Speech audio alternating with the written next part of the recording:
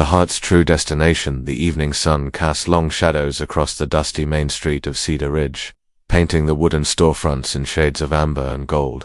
Margaret stood perfectly still on the train platform, her hands folded over her small leather satchel, watching the steam locomotive hiss and settle after its long journey from the east. The wedding dress, packed carefully in her trunk, would soon be worn for a man she had never met, in a town she had never seen. She had agreed to this arrangement 3 months ago when the letter arrived at her aunt's boarding house in Philadelphia. Thomas Whitmore, a successful merchant in California, sought a refined wife to share his prosperous life. The photograph he had sent showed a stern-faced man with carefully groomed whiskers and kind eyes. It seemed like Providence, a chance to escape the suffocating expectations of city life and build something meaningful in the wide-open West. But as Margaret stepped down from the train car, her carefully planned future felt suddenly fragile, like morning mist that might vanish. With the first strong wind, the platform buzzed with activity. Families reunited with tears and laughter. Merchants haggled over freight deliveries. And there, leaning against a weathered fence post with his hat tilted low, stood a man who made her breath catch in her throat. He was tall and lean, with sun-darkened skin that spoke of long days under the open sky. His clothes were simple: jeans, a flannel shirt, and a leather vest that had seen many seasons. When he lifted his head, she saw eyes the color of storm clouds, sharp with intelligence and something deeper, something that seemed to see straight through to her soul. Their gazes met across the crowded platform, and for a moment, the world went quiet. Miss Hartwell, the voice belonged to a different man, entirely shorter, rounder, with a nervous smile and hands that fluttered like startled birds. "I'm Charles Henderson, Mr. Whitmore's associate. He sent me to collect you and see you safely to the hotel." Margaret tore her attention away from the cowboy, feeling heat rise in her cheeks. "Yes, of course. Thank you for coming to meet me." As Charles gathered her luggage and chatted about the town's virtues, Margaret couldn't help but glance back toward the fence post. The cowboy was still there, still watching her with those storm-gray eyes.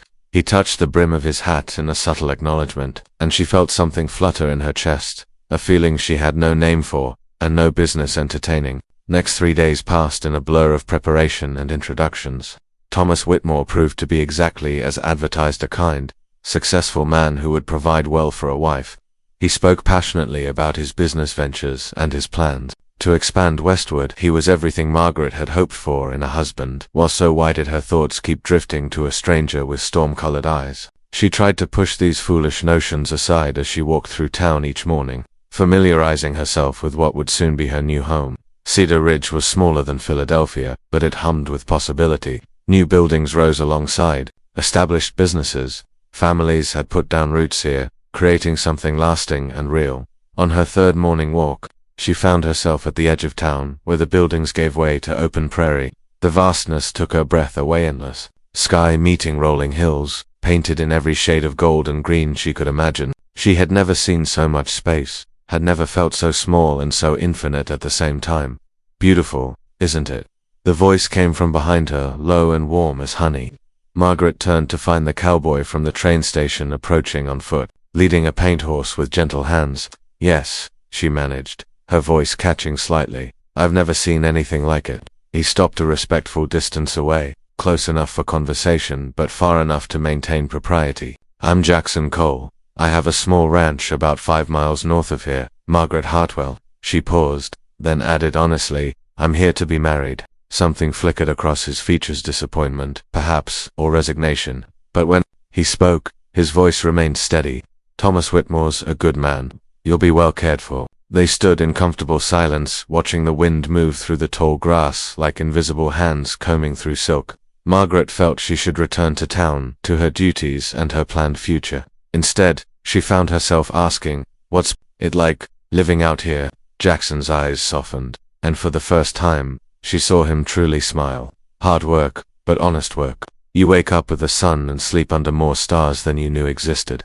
In spring, the wildflowers stretch clear to the horizon. In winter, the snow falls so quiet you can hear your own heartbeat." The longing in his voice was unmistakable, and it awakened something similar in Margaret's chest. "It sounds wonderful." "It can be lonely," he admitted, "but when you find the right person to share it with, ...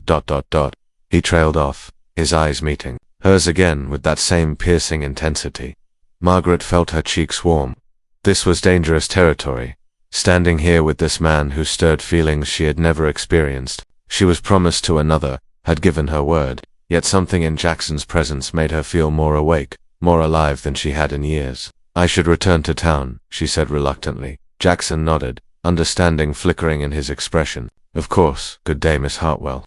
As she walked back toward Cedar Ridge, Margaret felt torn between two worlds: the safe, predictable life that awaited her with Thomas, and the wild, uncertain possibility that Jackson represented. That evening, at dinner, Thomas spoke enthusiastically about their wedding plans. The ceremony would take place in 2 days, followed by a reception at the town's finest hotel. Margaret smiled and nodded at all the right moments, but her mind wandered to windswept prairies and storm-gray eyes. The next morning, she couldn't resist walking to the edge of town again. This time Jackson was waiting for her, as if he had known she would come. I brought you something, he said, extending his hand. In his palm lay a small wildflower, purple and delicate, with petals soft as silk. Margaret accepted the flower with trembling fingers, acutely aware of the brief contact when their hands touched. Thank you, it's beautiful. It's called prairie violet, Jackson explained. They only bloom for a short time, but they're hardy. They can survive anything the land throws at them,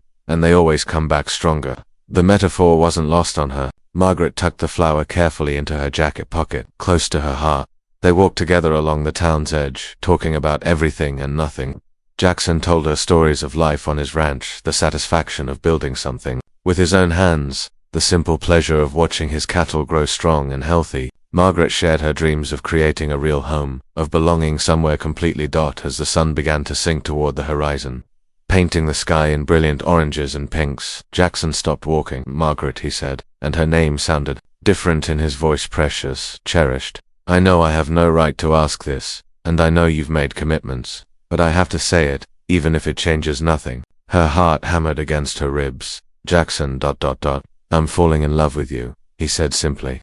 Have been since that first moment on the train platform. I know Thomas can give you things I can't: security, comfort, a place in society. But if you'll have me, I can give you something else. I can give you a partnership, a true meeting of hearts. I can give you a life where you're free to be exactly who you are. Margaret felt tears prick her eyes. Everything about this was impossible, impractical, completely contrary to every plan she had made. And yet, I feel it too, she whispered. This connection between us. But Jackson, I gave my word. Thomas has been nothing but kind to me. How can I break a promise, hurt a good man, for my own selfish desires? Jackson stepped closer, close, enough that she could see the flecks of blue in his gray eyes. Is it selfish to choose love? Is it selfish to follow your heart toward genuine happiness instead of settling for mere contentment? Before she could answer, he reached into his jacket and pulled out a small, worn photograph. This was my parents, he said, showing her the image of a man and woman standing together in front of a simple farmhouse. Even in the faded sepia tones, their love was unmistakable, visible in the way they leaned toward each other, in their matching smiles, in the way the woman's hand rested trustingly in the crook of the man's arm. They didn't have much, Jackson continued. My father was just a ranch hand when they married, but they chose each other, chose love over security, and they built something beautiful together. They were happy, Margaret, truly, completely happy, every day of their lives until the fever took them. Margaret stared at the photograph, seeing not just Jackson's parents but a vision of what her own life could be. She imagined herself standing beside Jackson in front of a simple ranch house surrounded by wildflowers and endless sky.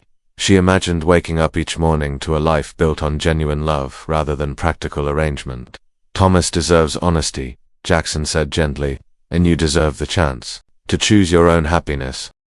That evening, Margaret walked slowly toward the hotel where Thomas waited for their final dinner before the wedding. Her steps felt heavy, weighted with the magnitude of the decision before her. The prairie violet pressed against her heart seemed to whisper of possibilities, of courage, of choosing love over fear. Thomas rose when she entered the dining room, his face bright with anticipation. He had ordered her favorite meal, had arranged flowers on the table. He was, in every way, the perfect gentleman. Thomas, she began, her voice steady despite the trembling in her hands. We need to talk.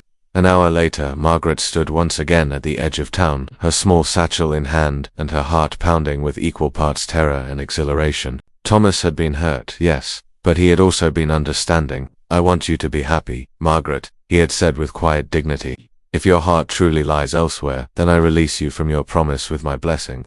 Jackson was waiting for her by the fence post where she had first seen him, just as she had hoped he would be. His face lit up when he saw her approaching, and she knew with absolute certainty that she was making the right choice. Are you sure? He asked as she drew near, searching her face for any trace of doubt. I've never been more sure of anything in my life, she replied, and meant it completely. Jackson's smile was radiant as the sunrise. He took her hand, his calloused fingers intertwining with hers, and together they walked toward the waiting horizon. Behind them, the lights of Cedar Ridge twinkled like fallen stars. Ahead stretched the vast prairie, painted silver by moonlight and full of infinite possibility. Margaret had come west to marry a stranger and live a predetermined life. Instead, she had found something far more precious. She had found her home, her heart, and her true love, all wrapped up in a cowboy who saw storms and made them beautiful. As they walked hand in hand toward their uncertain but chosen future, the prairie violet tucked close to her heart seemed to whisper a promise. Some flowers bloom where they're planted, but the most beautiful ones grow wild and free, wherever love leads them home.